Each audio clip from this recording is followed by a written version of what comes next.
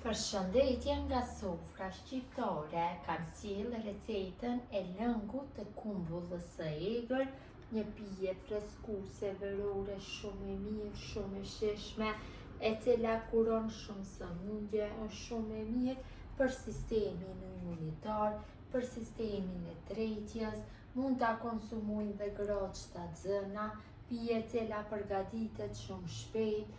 Kumbullat e egra mund të gjeni në çdo fushë, tash ka me bollok. Besoj se kam ju pëlqyer kur ta shihni videon në vazhdim. Filloj me përgatitjen. Fillimisht marrim kumbulla të këtij lloji, kumbulla cilat janë të verdha, ka dhe të kuqe, mirë po duhet të jenë të pjekura mirë, nuk duhet të jenë jeshile. Në këtë kohë, në kësinën e verës, do me thënë gjatë muajit korrik, ka me bollok në përfusha, këtë lloj të kumbullës mund ta gjeni.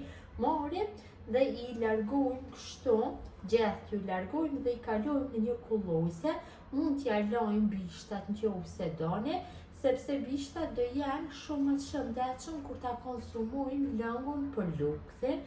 Është një pije e cila kuron shumë sëmundje, shumë e mirë është që të konsumohet për sistemin e tretjes, për sistemin imunitar, për syt, për forcimin e syve. Mund ta konsumoj një pije gratë shtatzëna, cilat ju ndihmon shumë kjo pije. I marrim kështu kumbullat, i largojmë gjatë dhe degat dhe të prishurat i largojmë kështu, cilat janë. I kalojmë në një kullojse, tu kam dikon rreth 3 kg me kumbulla. Pastrojmë të gjitha, kështu nga gjatë dhe degat, bishtat nuk ka problem qofse i lajmë.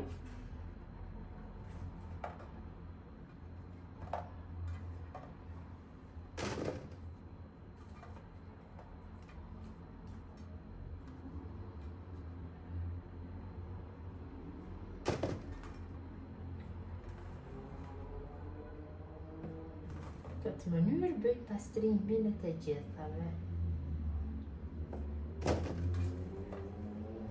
Pasi gjithë kumbullat i kam pastruar nga degat dhe gjatë, marrim dhe i lajmë mirë, i shpërlajmë 2-3 herë me ujë të bollshëm. Kumbullat e lara mirë dhe të pastruara i kalojmë në një tenxhere.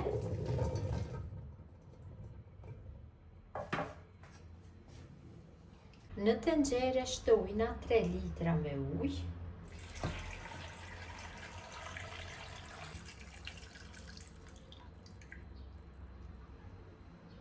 Tenxherën e vendosim në zjarr, nuk e mbuloj me kapak dhe në temperaturë mesatare e zi masën për 25 minuta nga momenti që fillon të vlojë.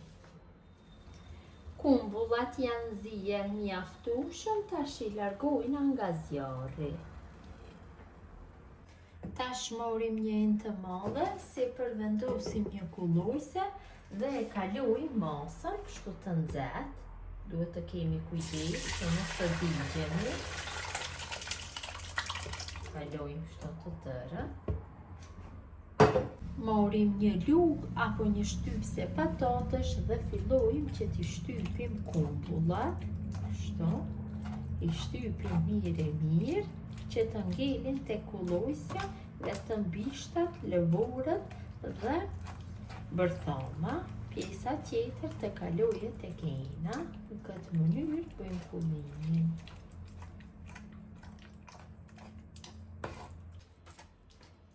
Kam bërë kullimin, në sit kam ngelur lëvorët dhe bërthamat. Tash masën e marrim dhe bluajmë kështu me blender, derisa është masa e nxehtë, bëjmë blimin.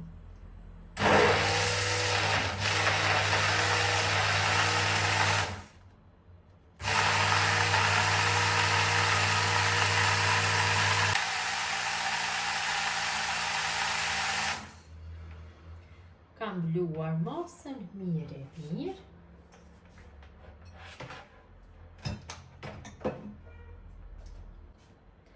Derisa masa është e nxehtë, ja shtojna sheqerin. Unë gjithsej do ja shtoj dikun rreth 450 gram me sheqer, kurse ju do i shtoni sheqer sipas dëshirës.